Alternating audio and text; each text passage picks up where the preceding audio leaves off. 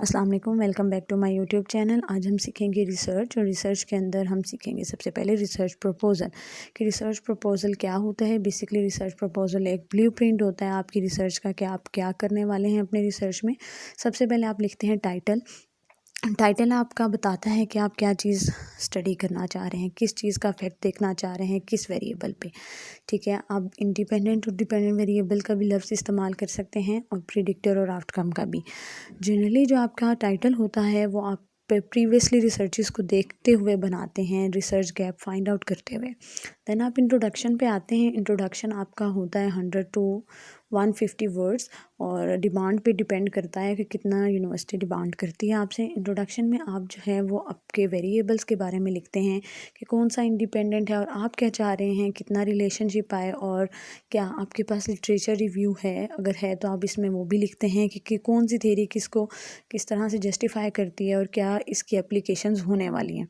Then research questions के बारे में आप आते हैं। रिसर्च क्वेश्चन जनरली आपकी हाइपोथेसिस होते हैं, या आपके ऑब्जेक्टिव्स होते हैं, या एम्स ऑफ द स्टडी होते हैं कि क्या आप किस चीज़ का इफ़ेक्ट देखना चाह रहे हैं, कितना कोरिलेशन देख रहे हैं, क्या रिग्रेशन देख रहे हैं। आप बेसिकली वो बताते हैं। फिर रिसर्च मेथड्स में और रिसर्च डिज़ाइन, ये एक ही हम इसको इस्तेमाल करते हैं as a term.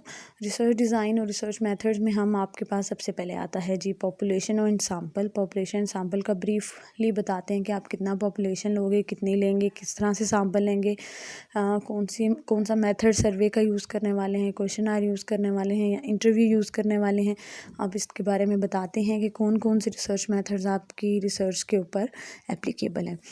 And the last one is significance. आप ये बताएंगे अपने रिसर्च प्रपोजल में ही कि आपकी रिसर्च क्यों सिग्निफिकेंट है, क्यों इम्पॉर्टेंट है।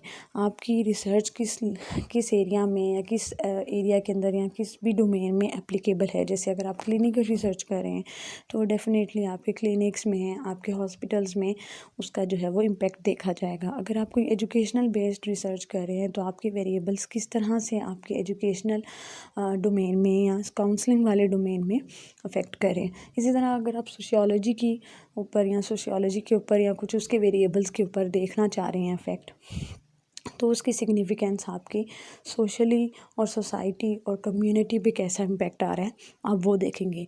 इंशाल्लाह नेक्स्ट वीडियो में हम सीखेंगे कि रिसर्च के ऊपर रिसर्च कैसे लिखते हैं, और रिसर्च को करने के लिए आपके पास क्या क्या चीज़ें ज़रूरी होनी चाहिए, कौन से रिसर्च मेथड्स, कौन से सर्वे की पार्ट, और कौन सी स्टडी हम कंडक्ट करते हैं।